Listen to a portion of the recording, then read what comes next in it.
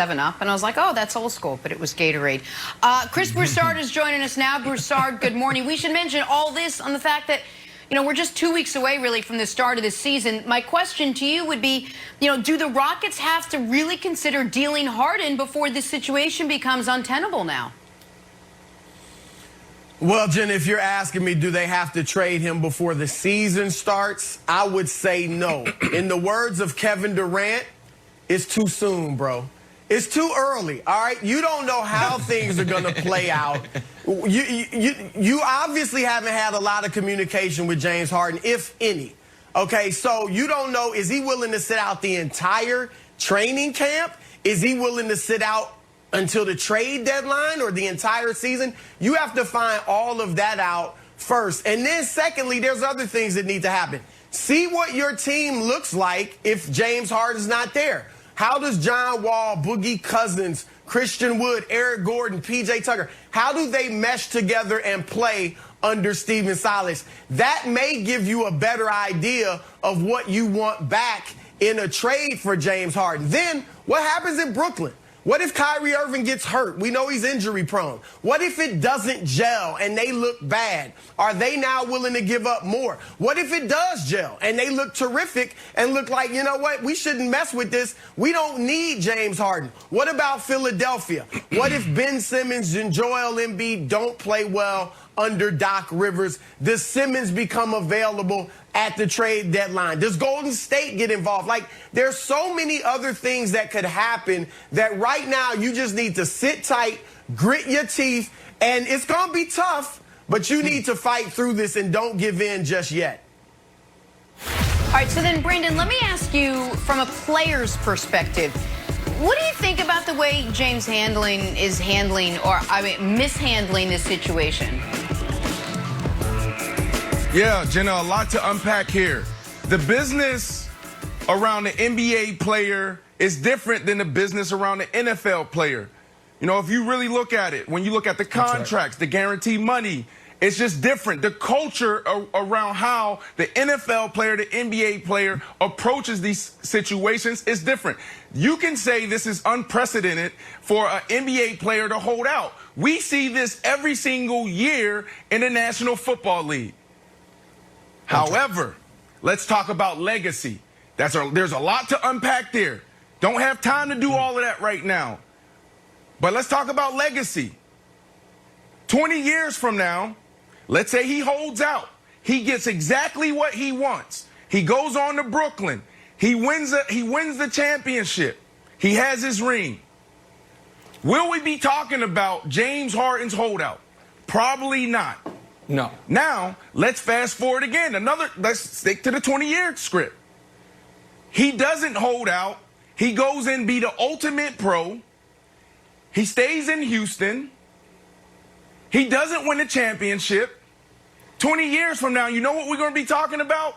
Oh, James Harden, one of the greatest players to never win a championship. He's right there alongside of Charles Barkley. That's what we're going to be talking about, legacy. Yep. Players hear this. That's right. We talk about this all the time. Legacy, legacy, legacy. We break down KD. We break down LeBron. We break down MJ. We break down Kobe. Legacy, legacy, legacy. So what is this player supposed to do? So what I would say is, you know, Charles Barkley, he is the face of it in the NBA. He made his move at 29, and they said it was 2 years too late. Our buddy Goodwill over at Yahoo Sports said it was 2 years too late. James Harden is 31. Nick, what do you want him to do?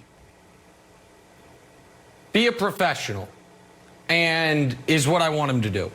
And I want to give a little context here. I don't think there's been anyone on national television that has supported James Harden more than me over the last 5 years. I really believe that. I think he's the 26th greatest player in the history of this great league. I think he is somehow underrated amongst the media as far as how hard it is to do what he does. And I'm a guy who has always supported players versus management. I am here to see the players. I am not here to see the owners or the franchises or I am here for the players. So it is almost impossible to get me on management's side. But Harden might have done it. And Harden might also have found himself getting his fellow players on management's side. I'm not a journalist, but I occasionally practice a little journalism. And I knew where I wanted to go with this Harden thing last night. So I called a couple agents, texted a couple players. And guess what? Not a single one of them supported him. Because this isn't how professionals act. One of the quotes that was said to me that I think resonates was, big difference between being a professional athlete and being a professional. And in the midst of a pandemic, going on a coast-to-coast tour of clubs, giving Lil Baby $100,000 and being at Dre's till 5 in the morning, while your team is at practice with their brand new head coach. Pardon, Brandon? That's not the discussion. That's not the discussion.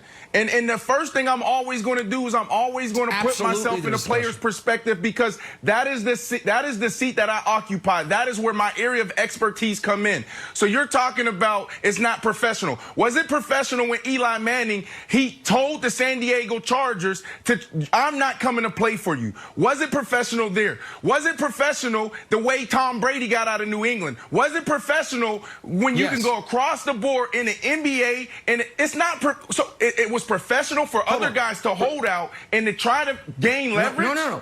Brandon, so now you're calling it unprofessional? Tom Brady, yes. Tom Brady was a free agent. I'm using a bunch of scenarios. Was a free agent I'm using a bunch of scenarios. Okay, this started 2 years. This does not happen. That whole Tom Brady thing started 2 years. Let me explain. The Tom Brady thing started 2 years before he was a free agent. He put his house on the market. There was a lot of rumblings back and forth. That's fine.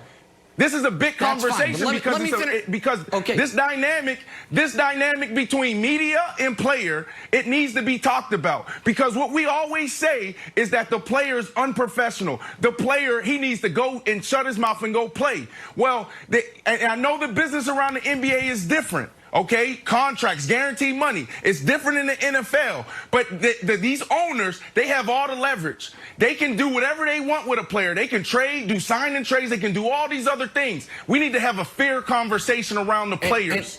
And Brandon, with respect, if you let me finish, we will. You can check my record. I argue all of the points you're making all the time.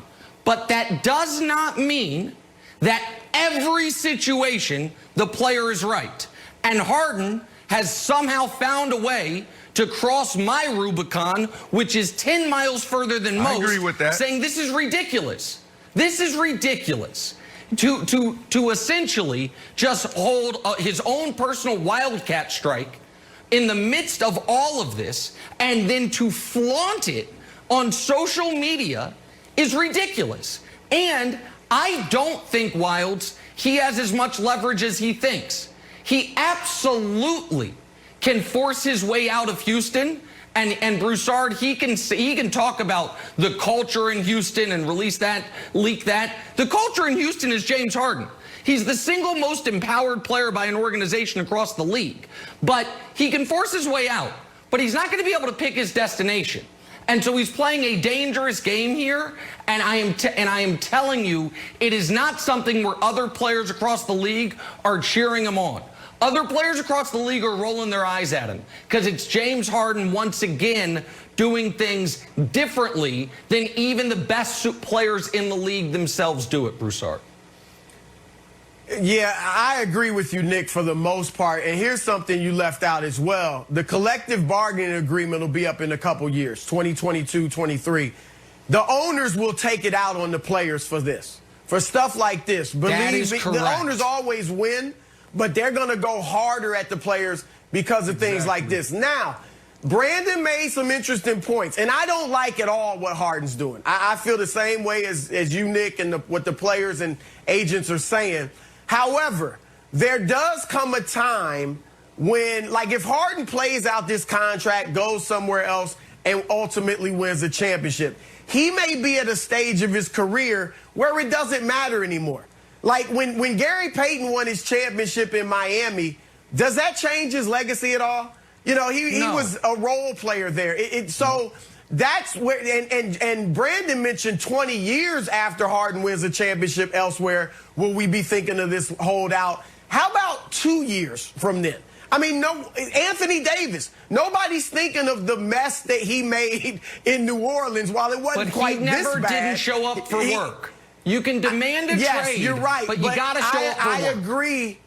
I agree. But I'm saying it still was ugly. It wasn't this ugly, but it was ugly. What's interesting and to nobody me? cares. You know what's interesting to me, though, Chris? This is what's interesting to me. The general manager and the head coach is gone.